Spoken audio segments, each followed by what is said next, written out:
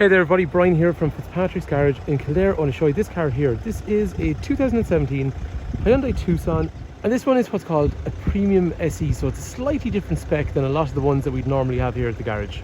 In this video I want to run through basically features on the outside and the inside of the car, and I just want to give you a kind of an idea, a feel for what it's like to drive this car. If there is any information you want on this car, 086 843 1945, Brian is my name. If you want to know about trading in your car, if you want information about the car here or the warranties we provide, or more to the point, a lot of people ask about financing and trade-ins and that kind of stuff. Anyway, it's a little bit windy at the moment, so I think I might start off by going for a drive, and then when we get back we'll have a look around some of the features that are on the outside of the car and also the inside of the car as well. To give you an idea of what it's like to drive this car, the first thing is it has electric seats along here, which is really cool. So forward, back. This is very, very rare on Tucsons. Any of the Irish models from brand new, they never had that function along through there, so that's quite a neat feature. And then sitting into the car over here, electrics for windows and for mirrors. They're electric folding, so they fold in. Over here then, this is actually a thing that's pretty cool. You see along here? It's got this blind spot indicator just up here in the wing mirror. So if someone's really close in your quarter panel, but they're just outside your visual field, as you turn over around this way, it actually warns you in through there. So that's pretty cool. And then it's got a lane departure warning, so it'll warn you. You'll see along the dash here, there's a little symbol that comes up in through here, and that will attempt to keep you centered when you're driving. So that's pretty useful. Over here, things like, we'll say, and actually what's nice on these, they have a colored and much nicer resolution trip computer. So the normal one is a kind of a grey setup, that's fine, but you see the way this kind of, there's movement within it, and there is actually colours and stuff as well, so normally you don't have that. Actually, while we're at it, I suppose, the trip computer itself, so things like, we'll say, the first menu over here is how much fuel you've left, average fuel efficiency, speed, all that kind of stuff. Second one is navigation, third one is a lane keep assist function.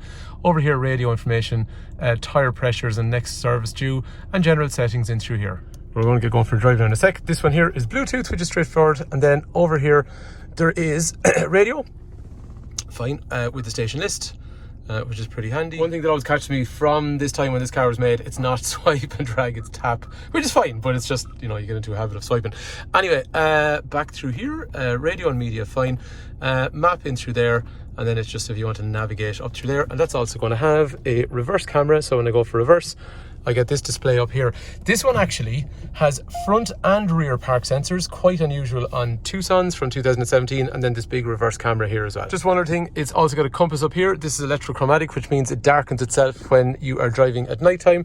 These are dual zone climate controls, so different temperatures on the inside, on the left hand side and the right hand side of the car. Seat heaters are down through there, and they're on both sides. They're actually on the rear as well, which is pretty unusual on a Tucson. Anyway, we're going to get going. Actually, one other thing over here as well is the lights, the wipers are automatic, which only came in a Premium in Ireland, which is rare.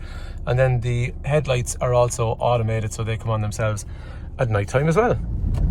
Of course, it's not easy to describe how a car drives, but I suppose if you're not used to an SUV, then the first thing you're going to notice really is this kind of really panoramic kind of view, because you sit higher, the windows are big, but they drive, I suppose the thing about these kind of cars, they drive like a car.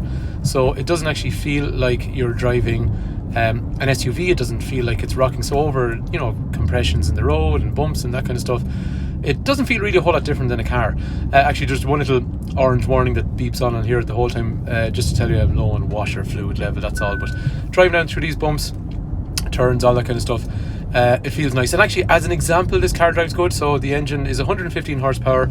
They are normally the kind of car that returns somewhere in the region of about 6.5 litres. So that's mid-40s in terms of miles per gallon. And this engine in 1.7 has been very robust. Other things that are nice inside this car, rear heated seats, like I said to you, which is quite unusual. And then after that, this one's got full black leather. Nice condition actually, that leather, and there is a drinks holder in the armrest in there, 3 head restraints, 3-point safety belts that you'd expect. Car's in nice condition, to be fair. Ventilation in the rear, just to show you the front seating. So again, condition is quite nice, like the bolster areas and stuff like that, they're in good condition. There are areas that can sustain wear. The car's travelled about 76,000 miles. There is a service history with the car, and then round to the boot. So Oh yeah, one thing, that tow bar at the moment, the socket is actually for a caravan, so that's like a 13-pin socket. So if you're going to use a trailer, you will need to get an adapter. Like, they're about 10 quid, and it'll bring it from 13 pins down into 7, so you can use both. The boot is quite big. What I would say to you is there is marks on the plastics. Look, we're selling the Tucsons a long time. They're family cars. People throw buggies and all this kind of stuff in on top of them, so they do sustain some bits of damage along this plastic. It's cosmetic, but you know, a lot of Tucsons we have there will have that kind of stuff. There's obviously a full-size spare wheel down through there, tonneau cover. Actually, one thing that's neat about these, you can move this back,